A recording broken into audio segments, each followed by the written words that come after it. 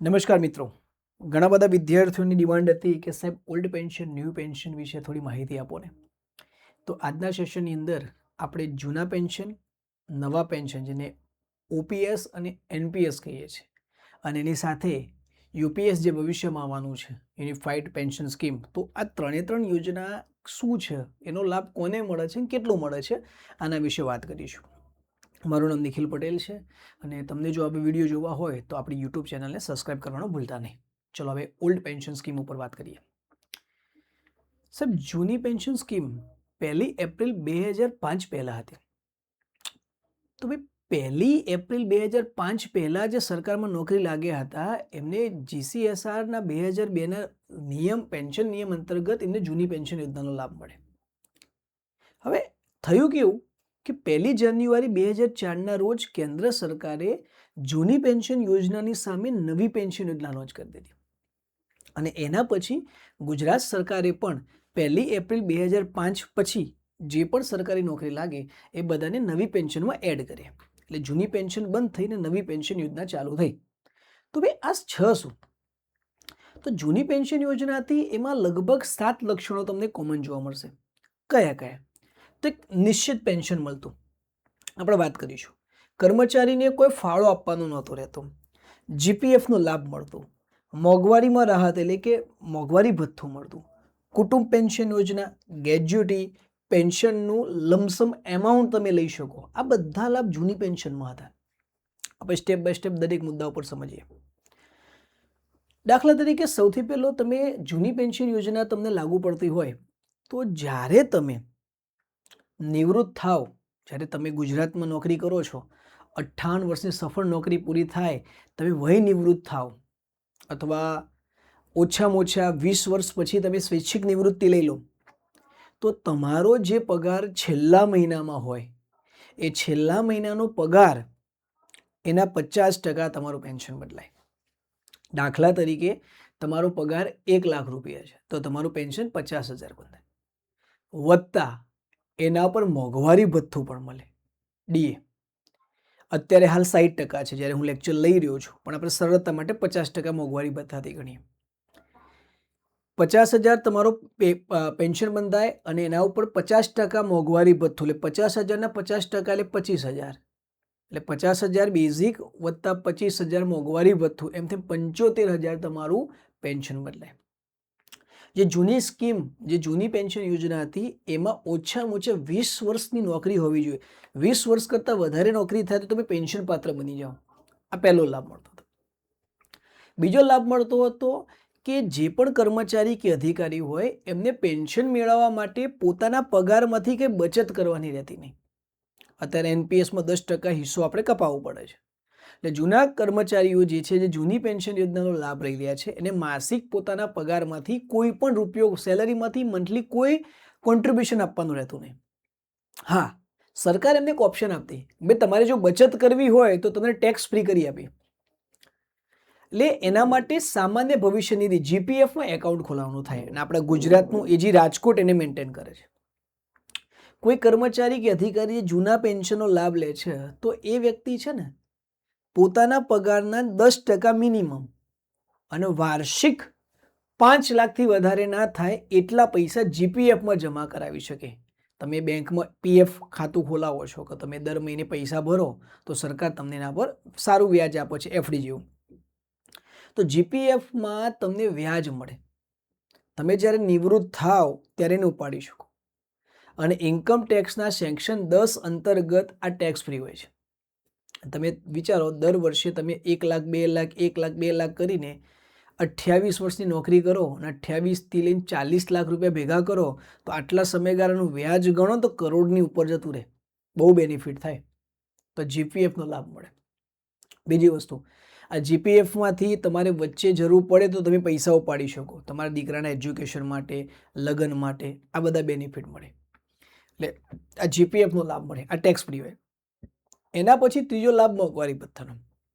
Normally એક પરંપરા થઈ ગઈ છે કેન્દ્ર સરકારમાં કે દર 6 મહિને 2% કે 3% મોંઘવારી ભથ્થું વધે. એક 1 જાન્યુઆરી અને એક 1 જુલાઈએ. આ પરંપરા થઈ ગઈ છે, કોઈ નિયમ નથી. એટલે દર 6 મહિને તમારે મોંઘવારી ભથ્થું વધે તો તમને જે બેઝિક મળે છે એમાં મોંઘવારી ભથ્થું એડ કર્યા કરીએ તો તમારો તો ભાઈ પેન્શનનો દર વધતો જ જાય. દાખલા તરીકે આજે 1 લાખ પગાર છે અને 50% ડીએ મળે છે તો તમારો 75,000 રૂપિયા પેન્શન બંધાયું. પણ બીજા 3% વધે એટલે 53% થાય તો 75,000ની જગ્યાએ 76,000 એમ વધતું જ જાય. એટલે જેમ જેમ મોંઘવારી વધતી જશે એમ મોંઘવારી ભથ્થું વધતું જશે તો પેન્શનમાં પણ વધારો થતો જાય. હવે ના કરે નારાયણ કે કોઈ કર્મચારી નિવૃત્તિ પછી મૃત્યુ પામે તો સરકાર જે કર્મચારી કે અધિકારીને ઉપર એનો પરિવાર નિભાયેલો છે, એની પત્ની કે પતિ જેના આશ્રિત છે તો એને પણ લાભ આલે છે. દાખલા તરીકે નિવૃત્તિના 7 વર્ષ પહેલા કોઈ કર્મચારી કે અધિકારી મૃત્યુ પામે તો એના છેલ્લા પગારના 50% પેન્શન એને આશ્રિતને મળે છે અને 7 વર્ષ પછી એટલે વધારે સમય પછી કોઈ મૃત્યુ પામે તો એના 30% પેન્શન એના આશ્રિત વ્યક્તિને મળે છે. તો ભાઈ કાલ ઉઠીને તમને કંઈક થઈ જાય તો તમારા પરિવારની ચિંતા સરકાર કરે છે જૂની પેન્શન યોજનામાં. હવે ગ્રેજ્યુટી, તમે આજીવન નોકરી કરી છે તો સરકાર જ્યારે નિવૃત્ત થાવ છો ત્યારે તમને એક લમસમ એમાઉન્ટ આપે છે.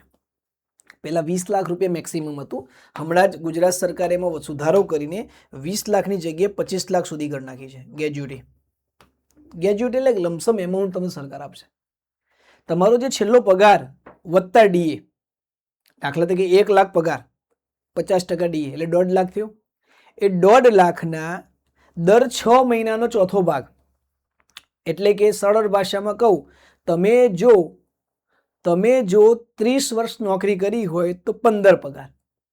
આની ગણતરી ખબર ના પડે તો સિમ્પલ, તમે જેટલી નોકરી કરો ભાગ્યા 2 જે આંકડો મળે એ છેલ્લા પગાર બેઝિક પગાર વત્તા ડી અંગાત ગુણી લેવાનો, એટલો એમાઉન્ટ તમને મળે. મેક્સિમમ 5.5 ગણો અથવા 25 લાખથી વધારે ના મળે. દાખલા કે તમારો પગાર જ 2.5 લાખ રૂપિયા છે, એના પર ડીએ ને બધું ગણો તો તમારે તો સીધું 40 લાખ સુધી પહોંચે. સરકાર એટલા બધા ને, મેક્સિમમ 25 લાખ એટલે ગ્રેજ્યુટી 25 લાખ સુધી મળે. આ લમસમ તમે નિવૃત્ત થાવ ત્યાં સરકાર તમને ગ્રેજ્યુટી પેટે આપે. આના સિવાય જૂની પેન્શન યોજનામાં જ્યારે તમે નિવૃત્ત થાવ છો તો તમને સરકાર નિવૃત્તિના 15 વર્ષ સુધીનું કેલ્ક્યુલેશન કરે અને એ પરથી અધિકારી કે કર્મચારીને એડવાન્સ 40% પૈસા ઉપાડવાની છૂટ આપે.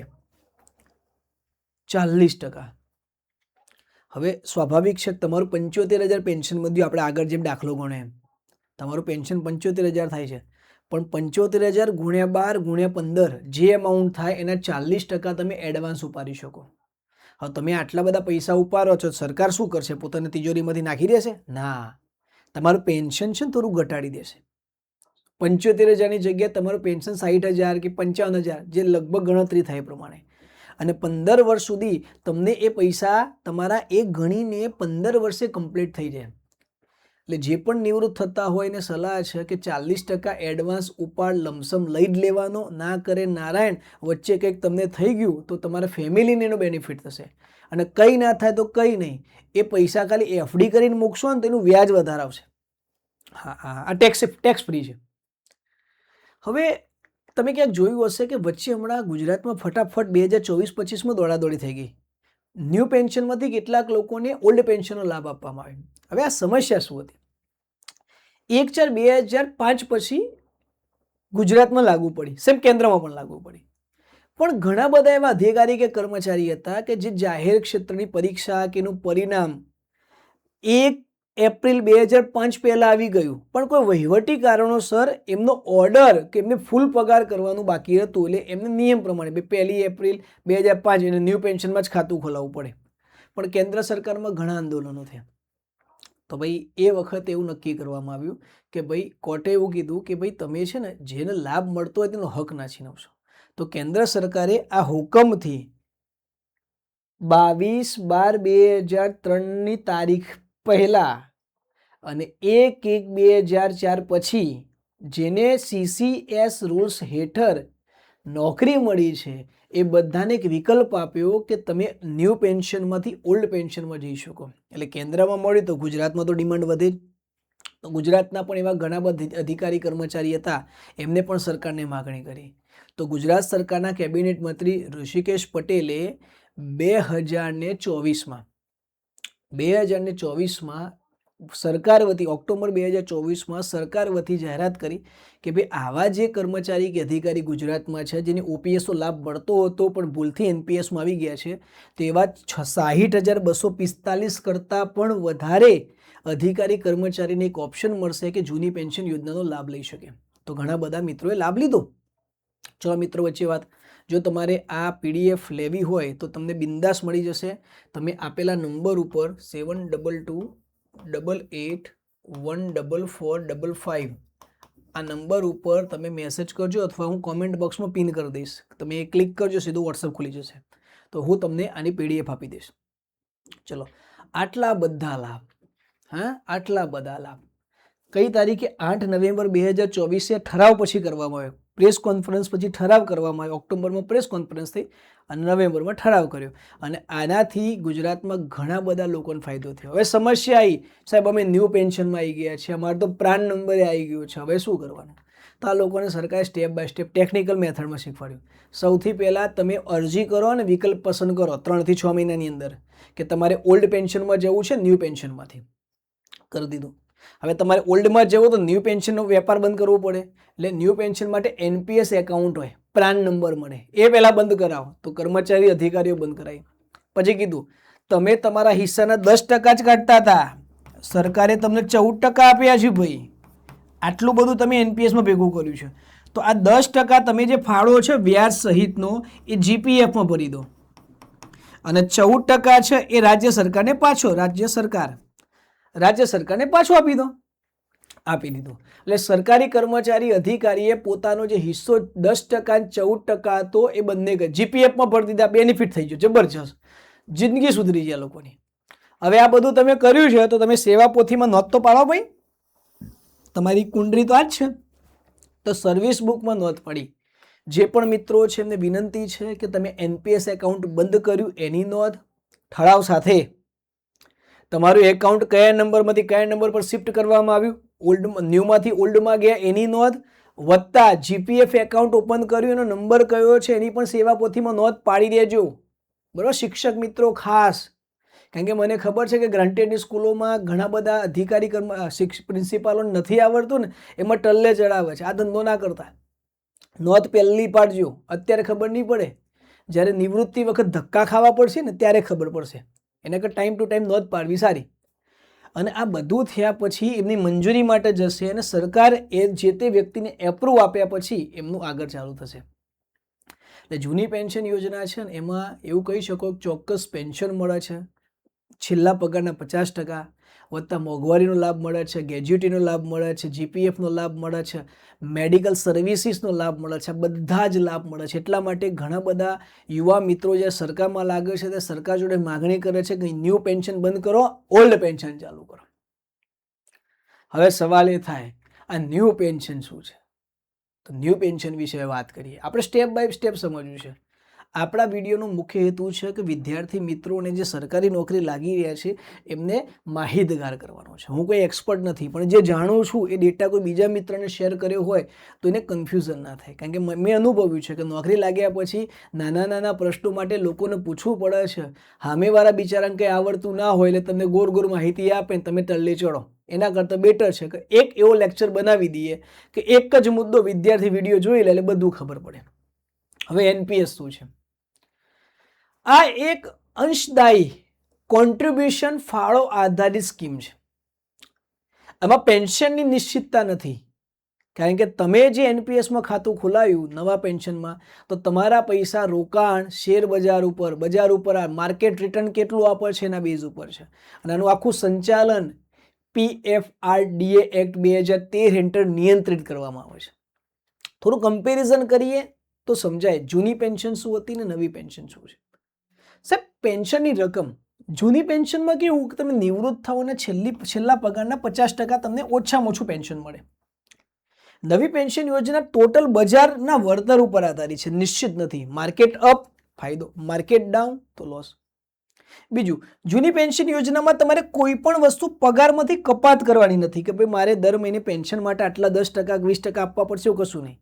નવી પેન્શન યોજના અધિકારી કર્મચારીને પોતાનો હિસ્સો આપવાનો રહેશે અને તમારા વતી સરકાર પણ એમાં હિસ્સો આપશે. તો એનપીએસ કેવી રીતે કામ કરે છે?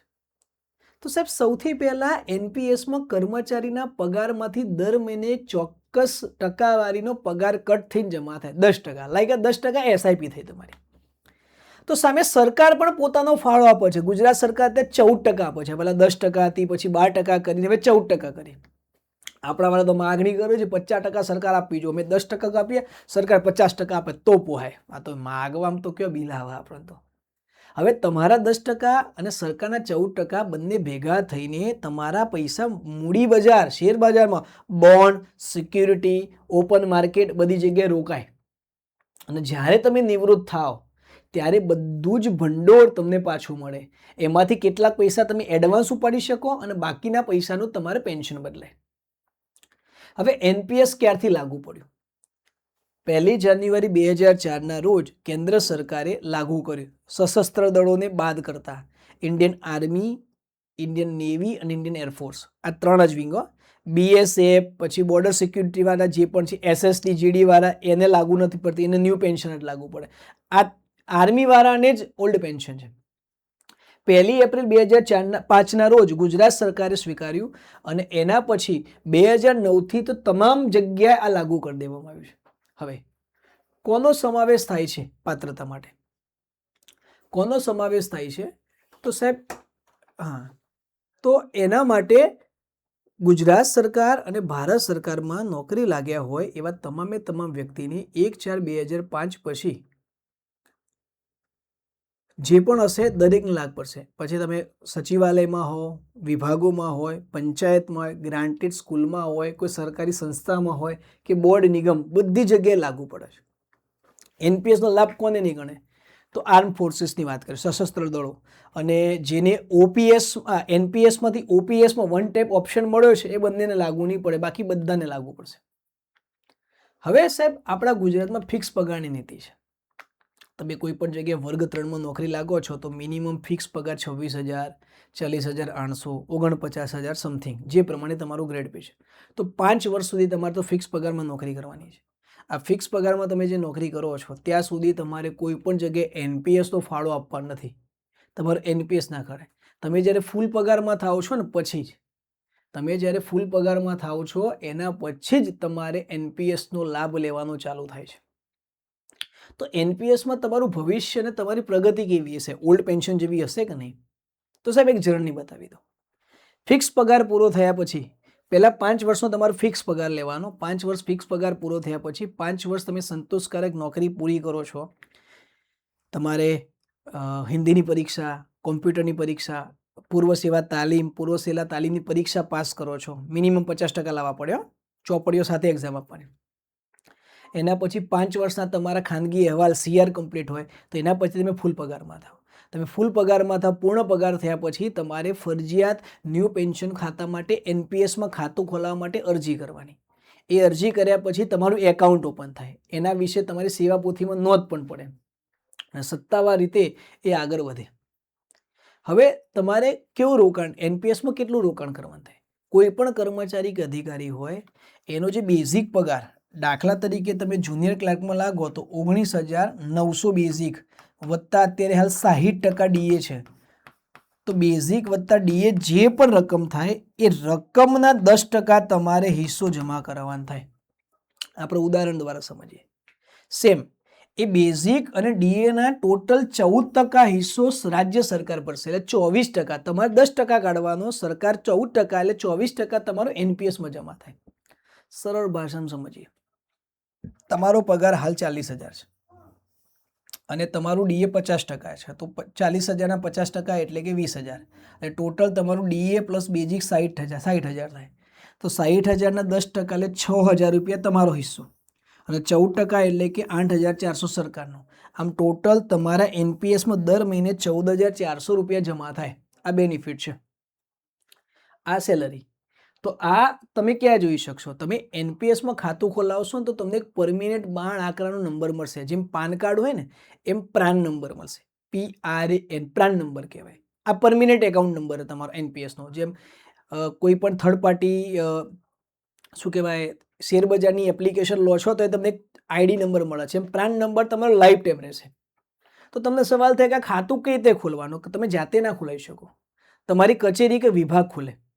તો કચેરીમાં જે પણ વ્યક્તિ વહીવટી હિસાબી શાખા હોય તેના ડીડીઓ હોય ને, ડીડીઓના મારફતે એનપીએસમાં એકાઉન્ટ ખોલવાનું થાય. એના વિવિધ ફોર્મ આવે, એ ફોર્મ ભરવાના અને પ્રોટેમ એસએનડીએલ જે પ્રાઇવેટ કંપની છે એ અત્યારે હાલ ગુજરાતનું કામ કરે છે. એક ફોર્મ ભર્યા પછી ન્યૂ પેન્શનની ઓફિસ ગાંધીનગર છે, ત્યાં આગળ તમારો વિભાગ છે ને, તમારું ખાતું કે વિભાગ જ્યાં તમે નોકરી કરો છો એ મોકલશે, એ વેરીફાઈ કરશે, ડેટા ચેક કરશે અને ઓકે હશે તો એના પછી એ તમને પ્રાન નંબર પ્રોવાઈડ કરશે અને એનો પછી ટોટલ ટ્રેકિંગ અને કંટ્રોલ કરવાનું કામ રાજ્ય સરકાર વતી ડીડીઓની આઈડીમાંથી થશે.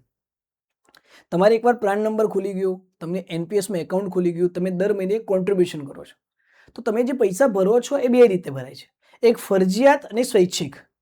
ફરજિયાત એટલે રાજ્ય સરકાર જે 14% ભરે છે એ ટિયર 1 ગણાય અને તમારા જે 10% ભરાય છે ટિયર 2 ગણાય. તો રાજ્ય સરકાર દ્વારા જે પૈસા ભરવામાં આવે છે એ તમે ક્યારે ઉપાડી શકતા નથી, સીધા નિવૃત્તિ વખત. એ 14% લેખે જ્યારે નિવૃત્ત થશો ને ત્યારે ભંડોળમાંથી તમે ઉપાડી શકશો. જ્યારે તમે સ્વૈચ્છિક રીતે તમે ભરો છો એ 10% તમારે જરૂર હોય તો તમે ઉપાડી શકો છો. હવે તમે જે પૈસા ભરો છો એ તમારા વતી કેટલીક એજન્સીઓ છે, લાઈક શેર બજારમાં તમે પેન્શન ફંડ જોતા હશો, ઉદાહરણ તરીકે એસબીઆઈ છે, એસબીઆઈ પેન્શન ફંડ છે, એલઆઈસીનું પેન્શન ફંડ છે, યુટીઆઈનું છે, હવે તો આઈસીઆઈસી ને એચડીએફસી બધી આવી ગઈ. સરકારે બધા પ્લેયરોને આપી દીધું, કર્મચારીને ફાયદો થાય એના માટે. તો ભાઈ તમારા વતી તમે લાગે કે મારે એસબીઆઈ પેન્શનમાં જોડાવવું છે તો તમે એને ક્લિક કરો, એલઆઈસીમાં જોડાવવું છે તેને ક્લિક કરો. તો એ તમારા પૈસા રોકાણ કરશે. નોર્મલી એસેટ ક્લાસિફાઈડ 4 છે, ઈ ફોર શેર બજાર ઇક્વિટી, પછી કોર્પોરેટ બોન્ડ, પછી વૈકલ્પિક રોકાણ અને સરકારી બોન્ડ. તો તમારા જે એનપીએસના પૈસા છે બે જગ્યાએ રોકાય, કાં તો સરકારી બોન્ડમાં રોકાય કાં તો કોર્પોરેટ બોન્ડમાં. જેમ જેમ તમારી ઉંમર વધશે ને, જેમ જેમ ઉંમર વધશે એમ સરકારી બોન્ડમાં વધારે જશે, કોર્પોરેટ બોન્ડમાં ઘટશે, કારણ કે ઉંમર સાથે રિસ્ક ના લેવાય. એટલે 35 વર્ષ પછી તમારો ઓપન માર્કેટમાં શેર બજારમાં રોકાણ ઘટશે અને જે પરમિનેન્ટ પ્રોફિટેબલ જે બોન્ડ છે જે બોલે ઓછું આપતા એમાં રોકાણ થશે. તમારે કેવું કરવાનું થાય, 5 વર્ષની નોકરી પૂરી કરો વર્ગ 3 વાળા, એના પછી પ્રાન નંબર માટે એપ્લાય કરો, એના પછી 10% તમારો હિસ્સો નાખો અને ભંડોળ ભેગું કરો અને પછી તમારા પૈસા એનપીએસમાં રોકાવાના ચાલુ થાય. હવે 60 વર્ષ થાય પછી શું? આપણે તો ગુજરાતમાં 58 વર્ષે નિવૃત્ત થઈ જઈએ, પણ કેન્દ્રમાં હજુ 60નો એક ઓપ્શન છે અમુક જગ્યાએ, એટલે સમજવા માટે 58 થી 60 લઈ લઈએ. ચલો, અલગ અલગ ડિપાર્ટ, ઘણી જગ્યાએ તો 62 વર્ષે નિવૃત્તિ છે અમુક પોસ્ટમાં. તો તમે જે એનપીએસમાં આટલા સમય સુધી જે પૈસા ભેગા કર્યા એ પૈસામાંથી તમારા બે હિસ્સા થશે, 60% અને 40%. ઇન્કમ ટેક્સના સેક્શન 10(12) એ હેઠળ તમે તમારા પૈસાના 60% પૈસા લમસમ ઉપાડી શકો, જ્યારે 40% પૈસા તમારા પેન્શનમાં જમા થશે. ઉદાહરણ દ્વારા સમજીએ. દાખલા તરીકે તમારા જીવનમાં તમે 80 લાખ રૂપિયા કોપર્સ ફંડ ભેગું કર્યું છે બચત કરી કરીને, 10% તમારા 14% સરકારના, તો એના 60% એટલે 48 લાખ રૂપિયા તમે ઉપાડી શકો છો. જ્યારે 32 લાખ રૂપિયા તમારા પેન્શન માટે મુકાય અને એમાંથી દર મહિને 17 થી 19 હજાર રૂપિયા પેન્શન બંધાય અંદાજિત. આમાં વધઘટ થઈ શકે, હા. પણ એવું થાય કે સાહેબ મારાથી 80 લાખથી 5 લાખ મોડ ભેગા થયા છે તો હું શું કરે? તો 5 લાખ કરતાં ઓછી રકમ ભેગી થઈ કોપર્સ ફંડમાં તો સરકાર તમને એવું કે લમસમ બધા 100% ઉપાડ લો, પણ તમારું પેન્શન બંધાય નહીં. હવે અર્ધ વચ્ચે દાખલા તરીકે રાજીનામું આપી દો, તો તમારે રાજીનામું આપી દો ને તો એ કિસ્સામાં 80% ભંડોળ તમારે ફરજિયાત લોક થઈ જશે, 20% જ તમે લમસમ ઉપાડી શકશો. તમે નિવૃત્ત થશો ત્યારે પછી તમને 80% ભંડોળમાંથી પૈસા મળશે. અને એમાં પણ અપવાદ છે, જો 2.5 લાખ કરતાં ઓછા ભેગા થયા હોય તો તમને 100% મળી જાય, પણ 2.5 લાખ કરતાં વધારે થયા હોય તો ના થઈ શકે. પ્લસ તમે એનપીએસમાં પૈસા ભેગા કરો છો, વચ્ચે એવું થયું તમારે પૈસાની જરૂર પડી, દાખલા તરીકે તમારા બાળકોના અભ્યાસ માટે જરૂર પડી, છોકરાના લગ્ન માટે જરૂર પડી, તમારે નવું ઘર લેવું છે, રિનોવેશન કરવું છે, કોઈ ગંભીર બીમારી છે કે કોઈ છોકરાને ધંધો સેટ કરી આપવો છે, તો તમે 3 વખત પૈસા ઉપાડી શકો છો. તમે તમારા 10% લેખે જે ઇન્વેસ્ટ કર્યું છે એના મેક્સિમમ 25% ઉપાડી શકો છો અને એ પણ 3 જ વખત. તમે પ્રાન નંબર એનપીએસમાં ખાતું ખોલાઈને 3 વર્ષ સુધી તો કશું ઉપાડી જ નહીં શકો, પછી એક વખત ઉપાડી શકો, એના 5 વર્ષ પછી બીજી વખત ઉપાડી શકો, અને એના 5 વર્ષ પછી ત્રીજી વખત. 3 વખત મેક્સિમમ તમે ઉપાડી શકો છો, એ પણ તમારા ફંડના 25% કરતાં વધારે નહીં. હવે કંઈક એવું થાય કે તમારે એનપીએસમાં ખાતું ખોલી ગયું છે અને તમારું અવસાન થાય, તો તમારા વારસદારને તમારું સંપૂર્ણ કોર્પસના 100% તમે જે નોમિની જેને આપો છો એ નોમિનીને આપી શકો છો. અને એને વિકલ્પ આપવામાં આવે છે કે આ રકમ માસિક આવક પ્રમાણે લેવું છે કે કુટુંબને આર્થિક સુરક્ષા પ્રમાણે લેવું છે. હવે એનપીએસ અને ઓપીએસની તુલના કરી લઈએ. ચલો, એનપીએસ અને જૂની પેન્શન ફટાફટ કેવો પ્રકાર છે? તો નવી પેન્શન કોઈ અનિશ્ચિત છે, કોઈ ફિક્સ પગાર પેન્શન નથી આપતી, જે જૂની પેન્શન 50% ફિક્સ પગાર આપે છે. કર્મચારીનો ફાળો નવી પેન્શનમાં બેઝિક વત્તા ડીએના 10%, જૂની પેન્શનમાં કશું જ નહીં કરવાનું. સરકારી ફાળો 14%, આમાં 0. રોકાણ બજાર આધારિત, જૂની પેન્શનમાં કોઈ બજાર આધારિત નહીં. ડીએ ડીઆર પેન્શનમાં મળશે તો એનપીએસમાં કશું ના મળે, ઓલ્ડ પેન્શનમાં બધું મળે. જીપીએફ નવી પેન્શનમાં કશું નથી, કારણ કે ટાયર 2 વિકલ્પ મળી ગયો છે લોકોને, જૂની પેન્શનમાં હતું. નિવૃત્તિ વખતે તો એન્યુઅલમાં જે પગાર મળે અને લમસમ એમાઉન્ટ મળે 60% લેખે, એમાં તો નિશ્ચિત પગાર વત્તા ગ્રેજ્યુટી મેક્સિમમ 25 લાખ સુધી. તો ઘણા બધા વિદ્યાર્થીઓને કન્ફ્યુઝન થાય કે ભાઈ તો કેટલાક મુદ્દા લખ્યા છે, સ્પષ્ટતા કરી દો. દાખલા તરીકે ફિક્સ પગાર. ફિક્સ પગારમાં કોઈ પણ વ્યક્તિની એનપીએસનું શરૂઆત કરવાની થતી નહીં, ફૂલ પગાર થાય પછી તમારે ખાતું ખોલાવવાનું થાય. હવે રાષ્ટ્રીય નિયમ છે કે 40% અને 60%નો, કે ભાઈ 40% તમારે બચત કરવાની અને 60% તમે લમસમ ઉપાડી શકો. એ બધી જગ્યાએ લાગુ, ખાલી ગુજરાતમાં નહીં, બધી જગ્યાએ સેમ લાગે એમ. પછી પેન્શનની ગેરંટી, તો ભાઈ એનપીએસમાં પેન્શનની પરફેક્ટ ગેરંટી નથી, જેમ ઓપીએસમાં છેલ્લા પગારના 50% હોય. હવે દરોમાં ફિક્સ છે, તમારો હિસ્સો 10% અને રાજ્ય સરકાર 14% દર મહિને પગારમાંથી નાખે. નાણાં વિભાગ માટે પરિપત્ર સમય સાથે બદલાતા રહેતા હોય. એક બાજુ સરકાર ન્યૂ પેન્શનની માંગણી કહે છે અને બીજી બાજુ દરેક અધિકારી કર્મચારી કહે ઓલ્ડ પેન્શન આપો. તો સરકારે મધ્યમ માર્ગ કાઢ્યો, ના તમારું ના તમારું, મારું વચ્ચેનું રાખો. એટલે ઓપીએસ છે એ આર્થિક સુરક્ષા આપે છે અને એનપીએસ બજારના લાભ આપે છે.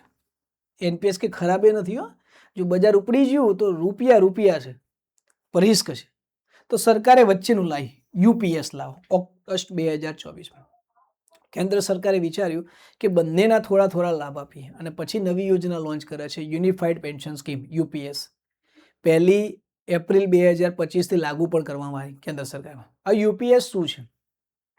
તો મેં પહેલાં જ વાત કરી કે ભાઈ એનપીએસનો વિરોધ સરકારી અધિકારી કર્મચારી વિરોધ કરે કે શેર બજાર ઉપર ના આવવું જોઈએ અમારું ભવિષ્ય. સામે ઓપીએસની માગણી એટલા માટે થાય છે કે અમારી ફેમિલીની સુરક્ષા રહે નિવૃત્તિ પછી. અમે આજીવન 26-27 વર્ષ નોકરી સરકારમાં કરી હોય તો અમને પણ લાભ થવો જોઈએ. તો કેન્દ્ર સરકારે કમિટી બનાવી. ભારત સરકાર, કેન્દ્ર સરકારના નાણાં સચિવ ટીવી સોમનાથજી છે, એના નેતૃત્વ નીચે કમિટી બનાવવામાં આવી અને કમિટીએ પોતાનો રિપોર્ટ કેન્દ્ર સરકારને 24 ઓગસ્ટ 2024ના રોજ સુપ્રત કર્યો અને એને કીધું અમે એક નવી યોજના લાવી છે યુપીએસ. અને કેન્દ્ર સરકારે કીધું કે ભાઈ 1 એપ્રિલ 2025થી કેન્દ્ર સરકારમાં લાગુ કરવામાં આવશે. રાજ્યો પણ આનો વિકલ્પ ખુલ્લો કરી શકે છે. એટલે હવે યુપીએસ, एनपीएस અને ओपीएस 3 भेगू थी. हम तो मांग करे थे ओल्ड पेंशन की, अभी चल रहा है न्यू पेंशन और बीच में कहाँ से यूपीएस आ गया है, यूनिफाइड पेंशन स्कीम. तो भाई आ यूपीएस છે ને 5 પિલર ઉપર કામ કરશે. ખાતરીબદ્ધ પેન્શન આપશે, ખાતરીબદ્ધ કુટુંબ પેન્શન આપશે, ખાતરીબદ્ધ લઘુત્તમ પેન્શન આપશે, મોંઘવારીમાં રાહત આપશે અને લમસમ એમાઉન્ટ પણ ઉપાડવામાં મદદ કરશે. ખાતરીપૂર્ણ પેન્શન એટલે તમે ઓછામાં ઓછી 25 વર્ષ નોકરી કરો, આમ તો 10 વર્ષ મિનિમમ છે. જો 25 વર્ષની નોકરી તમારી પૂરી થઈ જાય તો તમે જ્યારે જે વર્ષે નિવૃત્ત થવાના હોય એ જે વર્ષે નિવૃત્ત થાઓ એ 12 મહિનાનો બેઝિક પગાર, બેઝિક સેલરી જે 12 મહિનાની છે એનું એવરેજ અને એના 50% તમને મળશે. છેલ્લા પગારના 50% હતું એની જગ્યાએ 12 મહિનાનું એવરેજ ભાગ્યા 2 એટલે થોડું એમાઉન્ટ નાનું થાય, બહુ નહીં. તો ભાઈ હા, પેલું શેર બજાર ઉપર આધારિત હતું એની જગ્યાએ એટલું તો ખરું કે ભાઈ મારા નિવૃત્તિનું છેલ્લું વર્ષ દાખલા તરીકે 2050 છે, અત્યારે લમસમ મારું છે કેમ કે 25 વર્ષ થઈ, તો તમારા 12 મહિનાનો પગાર એ વખતે દાખલા તરીકે તમારો પગાર 10 લાખ છે, તો 10 લાખ ભાગ્યા 12 જે થાય ગુણ્યા 50%. ગુણાકાર કરી લેજો. અથવા એક કામ કરો, 12 લાખ રાખો એટલે મહિને લાખ એટલે 50,000 પેન્શન બંધાય. આ તો સમજાવવા માટે કહું છું, આટલો ને એનાથી વધારે થશે. હવે એવું કંઈ જરૂરી છે કે ભાઈ હું 25 વર્ષ નોકરી કરું? ઘણા એવા છે ઓછા સમય લાગે 36 વર્ષે નોકરી લાગ્યા હોય તો એમને ક્યાં 20-25 વર્ષ પૂરા થવાના છે? તો સાહેબ જુઓ, ઓછામાં ઓછી 10 વર્ષની નોકરી હોવી જોઈએ. 10 વર્ષની નોકરી કરો તો 10 વર્ષથી તમારું જેમ 10 વર્ષ, 11 વર્ષ, 12 વર્ષ જેમ જેમ નોકરી વધતી જાય એમ પેન્શન વધતું જાય. એનું આખું કેલેન્ડર આપ્યું છે લોકોએ. પણ 10 વર્ષ નોકરી હોય તો ઓછામાં ઓછું 10,000 પેન્શન તો બંધાશે તમારું. 10,000 ઓછામાં ઓછું. આના માટે કેલેન્ડર છે. આપણે એના વિશે ભવિષ્યમાં વાત કરીશું. હવે ખાતરીબદ્ધ કુટુંબ પેન્શન. કર્મચારીનું દુઃખદ અવસાન થાય તો એના પરિવારને આર્થિક મદદ કરવા માટે કર્મચારીના પરિવારમાં પતિ કે પત્ની જે પણ હોય તેને 60% માસિક પેન્શન મળે. 60% માસિક પેન્શન. બીજું, ખાતરીબદ્ધ લઘુત્તમ પેન્શન. ના કીધું કે ઓછામાં ઓછી 10 વર્ષની નોકરી કરી હોય તો ઓછામાં ઓછું 10,000નું પેન્શન તો બંધાશે. પણ જો 25 વર્ષ નોકરી કરી છે પૂરી તો 25 વર્ષ તો છેલ્લા વર્ષના એવરેજ ભાગ્યા 12 અથવા શું કહેવાય છેલ્લા વર્ષની એવરેજ અથવા 12 મહિના પગાર ભાગ્યા 12 ગુણ્યા 50%. પ્લસ જેમ ઓપીએસમાં મોંઘવારી ભથ્થું મળે છે એમ અહીંયા પણ મળશે. ડીએ પેન્શનમાં પણ ડીએ એડ થશે. આની ફોર્મ્યુલા એ લોકોએ બદલી છે. એ લોકો એઆઈસીપીઆઈ આઈડબ્લ્યુના માનાંક છે એ પ્રમાણે દર 6 મહિને ડીએ એડ થશે. જેમ સરકારમાં લાગુ પડે એમ પેન્શનમાં લાગુ પડશે. પછી જેમ જૂની પેન્શનમાં ગ્રેજ્યુટી મળતી હતી એવી જ રીતે નિવૃત્તિ વખતે તમને કંઈક સરકાર આપશે. નિવૃત્તિના સમયે સામાન્ય ગ્રેજ્યુટી તો મળશે જ, યાદ રાખજો ગ્રેજ્યુટી તો મળશે જ, પણ સાથે સાથે એમને વધારાની એક એમાઉન્ટ મળશે. કઈ?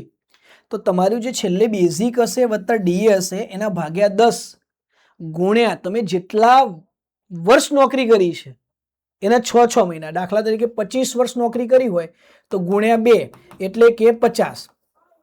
આટલી એક લમસમ એમાઉન્ટ દર 6 મહિને તમારી સેવામાં એડ કરી લેવામાં આવશે, જેનો પણ તમને બેનિફિટ મળશે.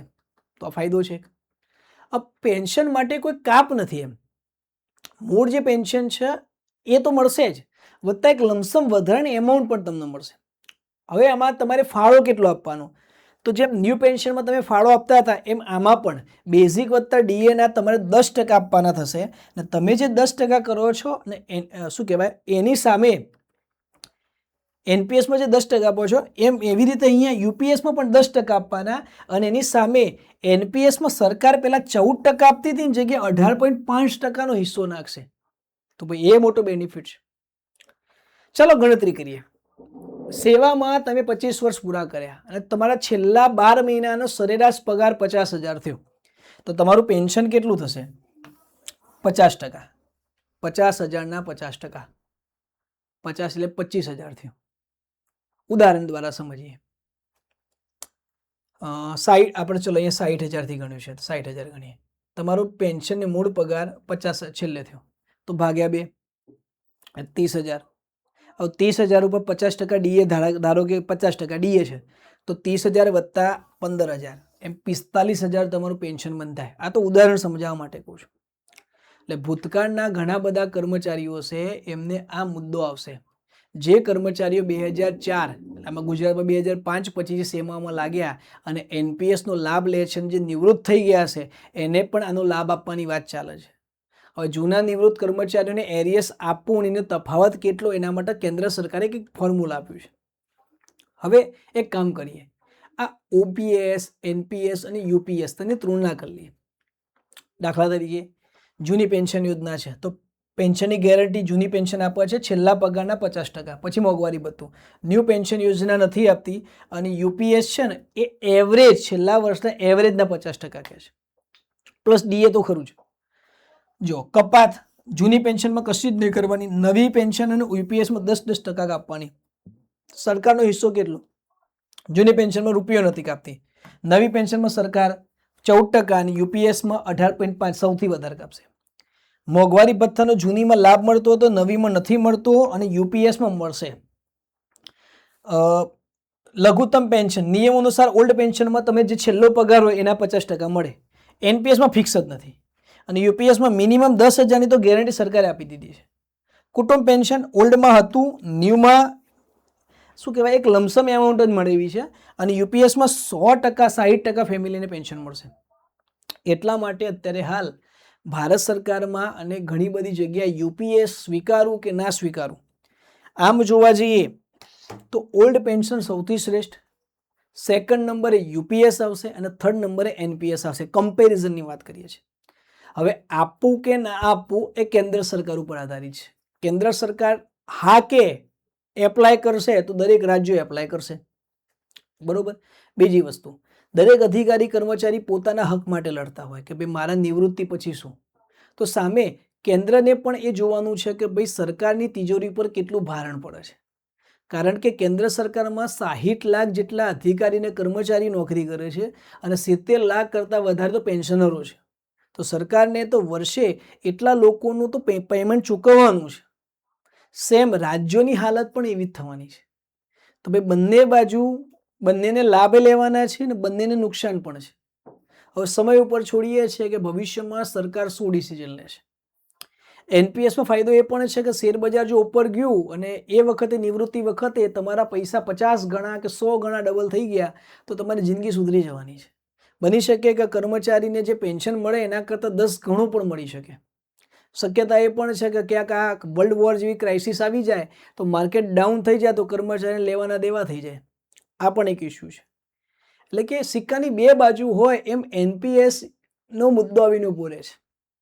આ વિડીયો સ્પેસિફિક જે મારા જેવા વિદ્યાર્થી મિત્રો છે જેને સમજવામાં મદદરૂપ થાય એ માટે બનાવ્યો છે. આનો કોઈ બીજો હેતુ નથી. આવા જ વિડીયો જોવા માટે તમે આપણી યુટ્યુબ ચેનલ ક્વિક GS બે બાલા સરકારનો અવશ્ય સબસ્ક્રાઇબ કરજો.